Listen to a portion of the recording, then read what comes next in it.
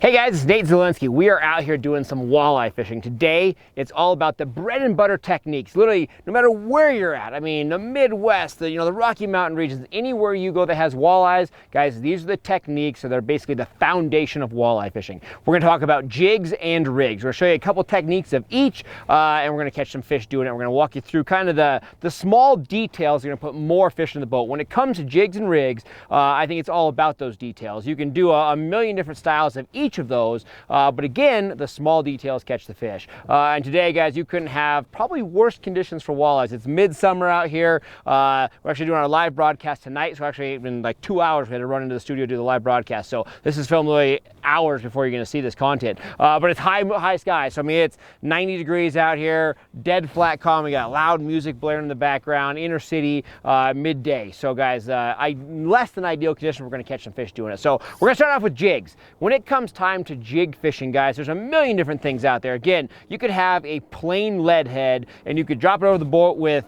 say, live bait, say a minnow, a leech, a night crawler. You can vertical jig it. You can also cast that lead head with that live bait. You could bulk it up with a plastic. Say you use a curly tail. You can run a curly tail as is. You can run a curly tail with bait. There's a million options out there. But right now, it being summer, water temperatures in the 70-degree mark, we're going to throw paddle tails. We're actually using a Berkley jig head with a Berkley Havoc grass pig body on there. So using a 3.5-inch paddle tail body. The biggest thing to remember, guys, and this is a major step when fishing jigs and live bait, really anything for walleye. When the water is cold, your action is cold. You've heard us say that before. But if your action is warm, or the water is warm, your action is warm. So again, water's cold, the action of your presentation is cold. Water's warm, your action is warm. So we're using paddle tails, a bait that we can run a little more aggressive, puts off a little more vibration, a little more sound. Again, just more action in that water. Also with the water being warm, we're not tipping this. A lot of times if I was out here and the water is extremely cold, I'd use a big plastic like this, but I'd tip it with some bait, whether a minnow, a leech, or a crawler. Now that the water's warm, we're not tipping this. So that's our presentation. 3.5-inch paddle tail, 3/8 ounce head. I want that heavy head. I want to have a lot of control. I want to hit bottom, make some noise. I want the versatility of that weight. Now, when it comes time to working that bait, we're actually using this on a 6-foot Abu Garcia spinning rod, Revo reel, using 10-pound or 10-4 Fireline chartreuse so we can see it, and a 6-pound monofilament leader. We're using mono leader just so I have a little bit of stretch. So if I do decide to lay the wood on the hook set or I get a bigger fish on there, that little stretch is going to help me land those fish with a shorter rod and a really sensitive line like that. So we're out here on the water. My boat's actually in somewhat deeper water. The boat's in about 13 feet of water, and I have a 6-foot flat right ahead of me. So I'm going to be casting onto that 6 foot and kind of pulling it off that ledge. When it comes time to this jig, guys, you can work this in a million fashions. This is about the small details.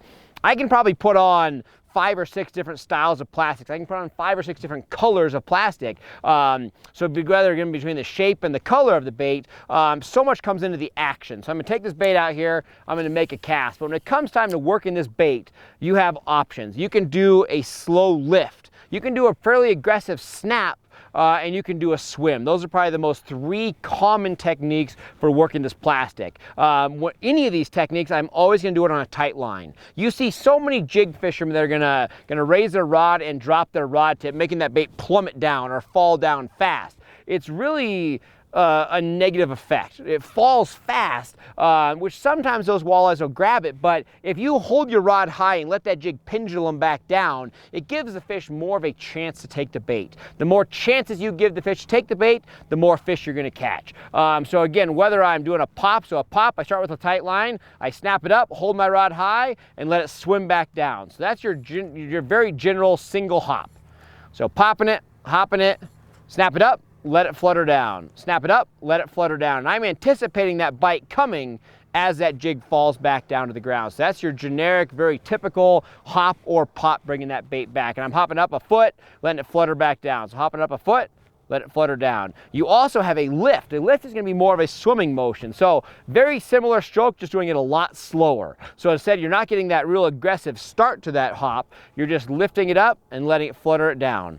Lifting it up and letting it flutter down. So that's your very typical lift.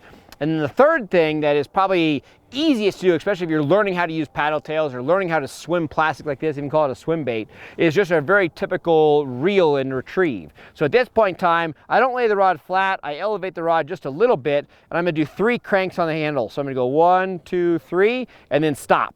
And let that bait flutter back down. When it hits bottom, my line goes slack, I feel it hit, I do another 3 cranks.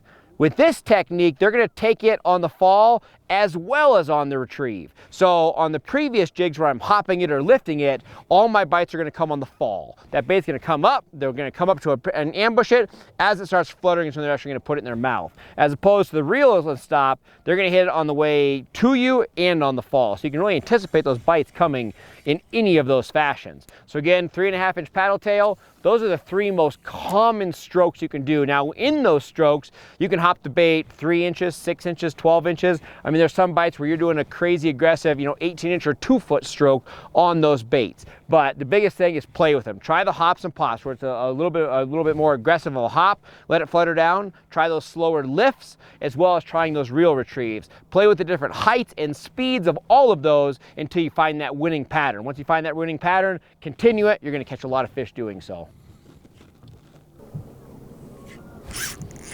There he is.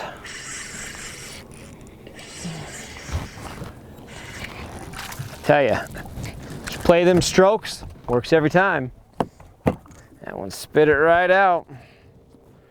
Walleyes on the jig. Hops, swims, slow lifts, gets the job done. Work your pattern. That's the biggest thing as we throw that guy back.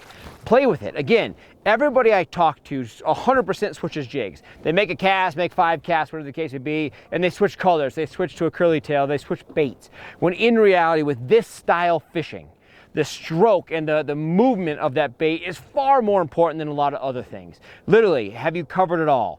Again, think about those. The pops and a little more aggressive strokes, those lifts and those swims. Again, you can work the bait this much, this much, this much. Those are all different presentations.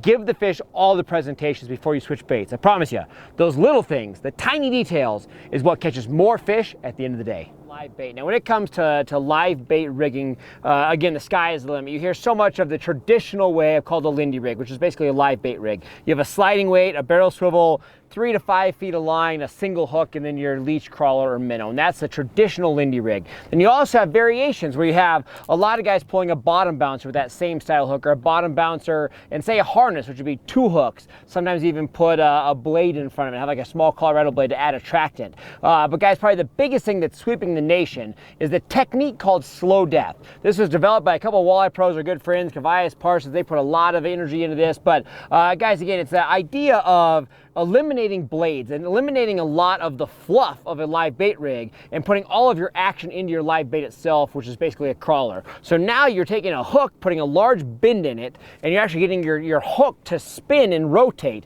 adding vibration, adding some flash, and obviously the natural presence of live bait. The actual hook I'm using today is an Eagle Claw Revolve. So we're taking an Eagle Claw Revolve hook. Again, it's a very long shanked hook, and it has a very large bend in it. So you can see that hook right there, and the idea is you thread your crawler on there, and as it goes through the water, it actually spins, adding a lot of attractant the walleyes cannot let go by. Again, this technique, it's been around for a while, but it's absolutely sweeping the nation. It is a lethal way to catch walleyes. My rig today, I'm actually gonna walk you through it. I do things a little bit different. Devin actually behind studio right here holding the camera, he uses the bottom bouncer. I personally want to keep my entire weight system very small. I want my weight system, just as discreet as possible. When the walleyes are looking at my bait, I want them to put 100% of their focus on my crawler, not on my weight system. So I personally don't use a bouncer. Today I'm using a small cannonball weight. So I'm actually using a 1/2 ounce cannonball weight. We're in about 10 to 12 feet of water, so a tiny weight right there. And the first thing on my line is actually a quick change clevis. So this is a small quick change clevis. Generally speaking, you would put a blade on this when pulling a harness. But I put it right there first thing on the line, take that 1/2 ounce cannonball, snap it right on. It's nice. So now I can switch out weights. If I get a deeper water, I can go with more lead. Generally speaking, under 12 feet of water, I use a 1/2 ounce. 12 to 18 feet of water, I use 3/4 ounce. Anything over 18 feet of water, I use a 1 ounce weight. So that's generally that concept right there. Slides up and down. It's time to put this rod in my rod locker. It's not beating up on my rod. Very slick style of live bait rigging right there. So I got my weight, sliding back and forth with that quick change clevis. I then have a barrel swivel. So I got my normal, barrel swivel right there. Then I go down 4 feet of line. I'm actually running a size 5 millimeter glow bead. So I got that size 5mm glow bead right there. Then I have that Revolve Hook. So that's kind of my go-to system. But to step that back on the rod I'm actually using a longer rod. Most of your live bait rods are going to be 7 to 7.5 feet. Generally speaking, medium to medium light action, kind of a fast tip. You really want just a little bit lighter of a tip on this. And the idea is to get the right rotation on that hook when you set the hook on that fish. It's not necessarily a powerful hook set. The idea is to rotate that hook. So this hook is spinning through the water, right? Walleye comes up, and they stun it, they punch it. They just basically grasp it, squeeze the life out of it just to stun it. At that point in time, they kind of relax their mouth, and they actually are gonna rotate this around to swallow it smooth side down. Everything a walleye eats has to be smooth side down. They feed on a minnow, feed on a crayfish, anything they feed has a texture to it. They want everything going smooth side down so they don't choke. So that walleye is gonna stun this, open their mouth, basically flare one gill, flare the other, suck in one gill, flare the other, rotate this around to where it's smooth side down. At that point in time, guys, this hook's gonna be pointed down. When they stop in their mouth, it's hook point up because the weighted portion of the hook is down. When they rotate it, they flip it around upside down. And now in literally a 3 to 4 inch span, you have to rotate that hook on the hook set and get that hook in their top jaw. So when you're going along, you're bouncing along, you're gonna feel that tap tap or feel that weight. You're gonna feel that bite.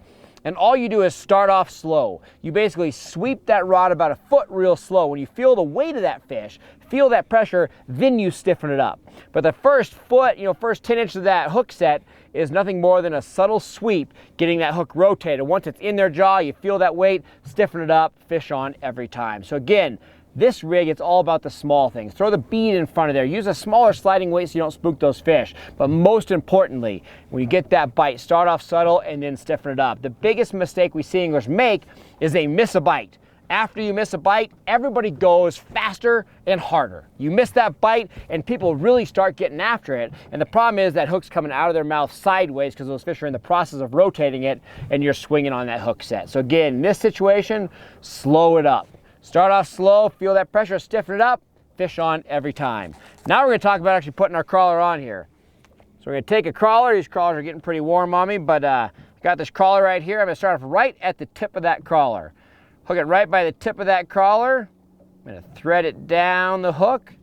And I always want enough to go over my knot and actually leave a little bit of tag end line when I tie that knot just to hold that crawler. So I'm pulling that crawler over my tag end. So right now my crawler is sitting just like that. I'm gonna pinch it off because I don't want my bait more than that 3.5 inches, because again, that's how deep these fish's mouth are. But you can see this rig right here. I have this crawler coming off at a pretty severe angler. That's gonna give me a wider corkscrewing action as this crawler spins.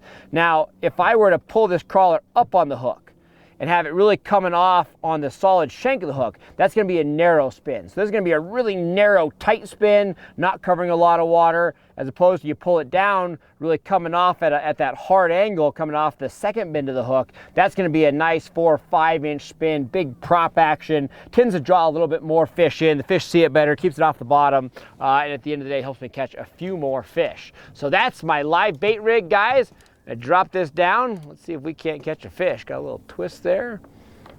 All right, and when I drop this down, I don't just bombs away. I tend to let it out just a little bit slower. So I got my rig here. Drop my crawler in the water first. I'm gonna pick up my speed. Generally speaking, my slow death speeds are gonna be right around 0.7 miles an hour to about 1 mile an hour. So I'm gonna get my speed up right there. I'm gonna open that bail and I let it out kind of slow. You don't wanna bombs away, get a tangle. Let it out kind of slow, hit bottom.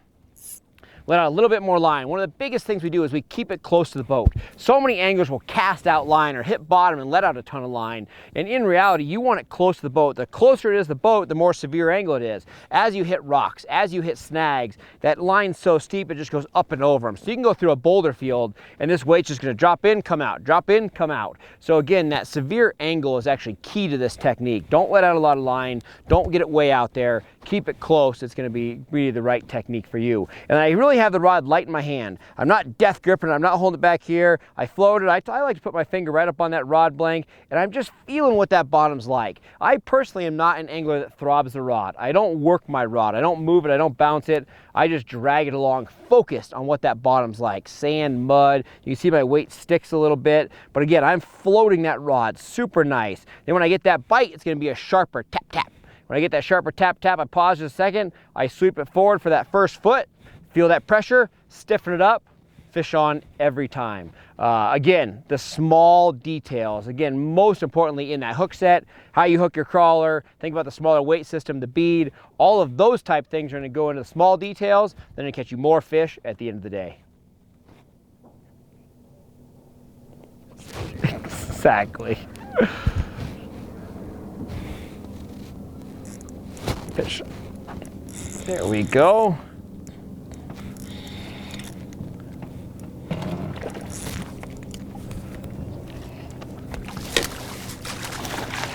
And guys, just like we talk about,